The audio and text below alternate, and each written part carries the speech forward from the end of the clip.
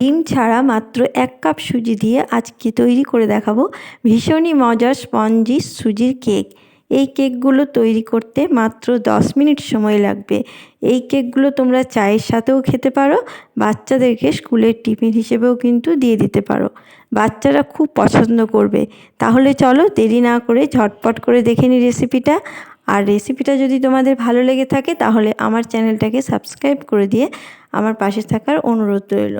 তাহলে চলো দেখে নিই ঝটপট করে রেসিপিটা। আর খুবই সহজ বানানো, মাত্র 10 মিনিট সময় লাগবে। দেখো রেসিপিটা বানানোর জন্য এখানে প্রথমে একটা মিক্সির জার নিয়ে নিয়েছি।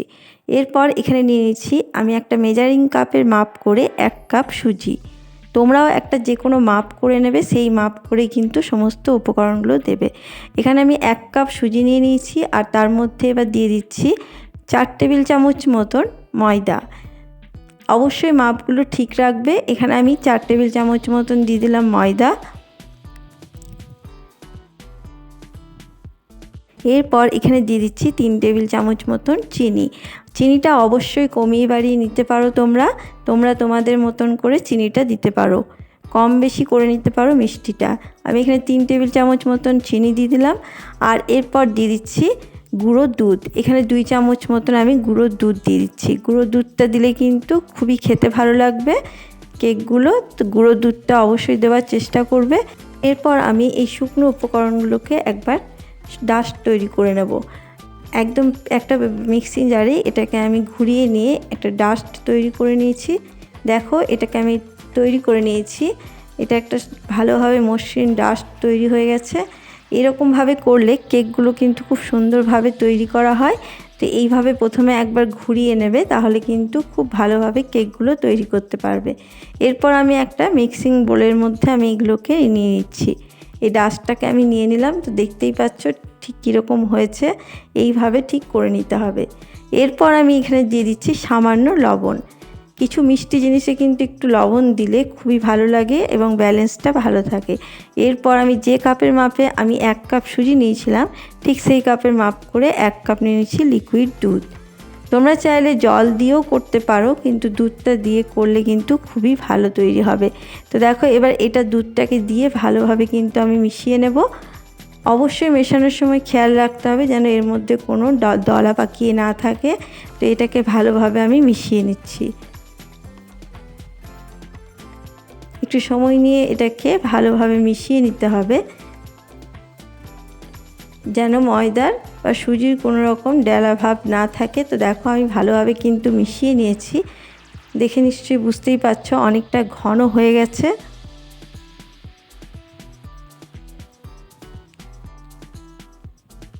তো এটাকে আমি মিশিয়ে নিয়েছি। এটা পুরো ঘন একটা, দেখতেই পাচ্ছ ঘন একটা পেস্ট তৈরি হয়েছে। ঠিক এইভাবে তৈরি করে নিতে হবে।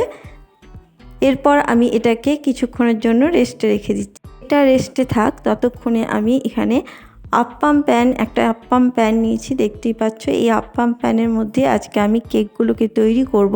তো তার জন্য আমি আপ্পাম প্যানটার মধ্যে আমি একটু তেল ব্রাশ করে নিচ্ছি। অবশ্যই এই তেলটাকে ব্রাশ করে নিতে হবে, তাহলে কিন্তু কেকগুলো খুব তাড়াতাড়ি উঠে যাবে।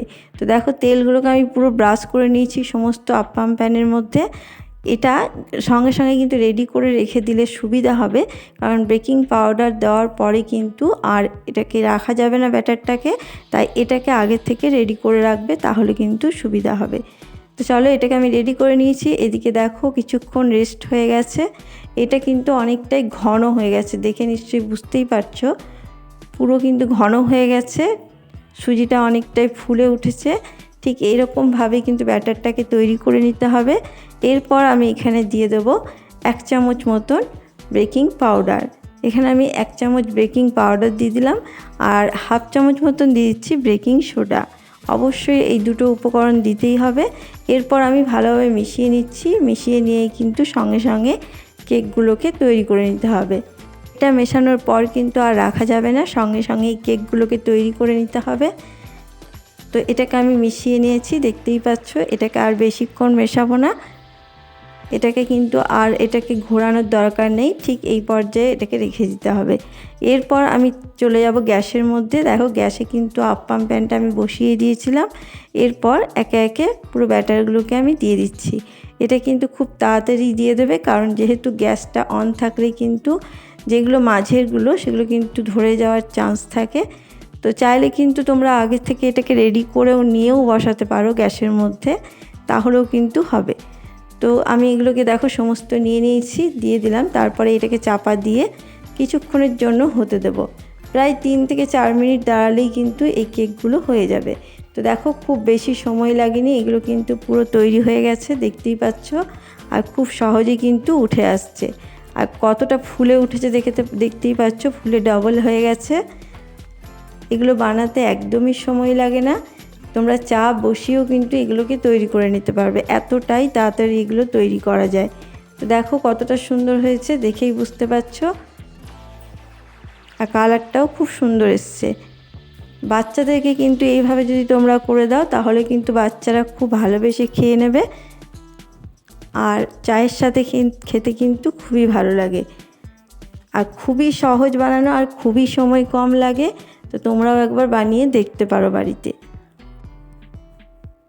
তো দেখো প্রত্যেকটাও কিন্তু খুব সুন্দরভাবে কিন্তু উঠে আসছে, আর কালারটাও খুব সুন্দর এসছে, দেখে বুঝতেই পারছো নিশ্চয়ই। তো এইগুলোকে আমি এবার তুলে নেব। তো দেখো তোমাদেরকে আমি কাছ থেকে দেখিয়ে দিচ্ছি যে এটা কতটা সুন্দর হয়েছে, একদম পারফেক্টভাবে কিন্তু তৈরি হয়েছে। তো এটা আমি এবার একটা প্লেটের মধ্যে সাজিয়ে নিচ্ছি, দেখে বুঝতেই পারছো যে কতটা সুন্দর হয়েছে। তো তোমরা কিন্তু অবশ্যই আমাকে কমেন্ট বক্সে জানাতে ভুলো না যে কেমন এগুলো তৈরি করা হয়েছে। যদি তোমাদের ভালো লাগে অবশ্যই একটা কমেন্ট বক্সে আমাকে লাইক, শেয়ার, কমেন্ট করে জানাবে যে কেমন হয়েছিল। আশা করব তোমাদের আজকের এই রেসিপিটা ভালো লাগবে। তো দেখো কতটা সুন্দর হয়েছে, দেখেই বুঝতে পারছো। আর একদম ফুলে ডাবল হয়ে গেছে, দেখতে কতটা লোভনীয় হয়েছে। তো দেখো কতগুলো কেক আমি তৈরি করে নিয়েছি 1 কাপ সুজি দিয়ে, দেখে বুঝতেই পারছো। আর কতটা সফট হয়েছে, কতটা নরম স্পঞ্জি হয়েছে, দেখে নিশ্চয়ই বুঝতে পারছো। তো তোমরাও একবার এইভাবে বানিয়ে দেখতে পারো, আশা করব তোমাদের খুবই ভালো লাগবে। কেমন লাগলো আজকের আমার এই রেসিপি? যদি ভালো লাগে অবশ্যই চ্যানেলটাকে সাবস্ক্রাইব করে দিয়ে আমার পাশে থাকার অনুরোধ রইল। আজকে এই পর্যন্তই, সবাই ভালো থাকবে, সুস্থ থাকবে। ধন্যবাদ।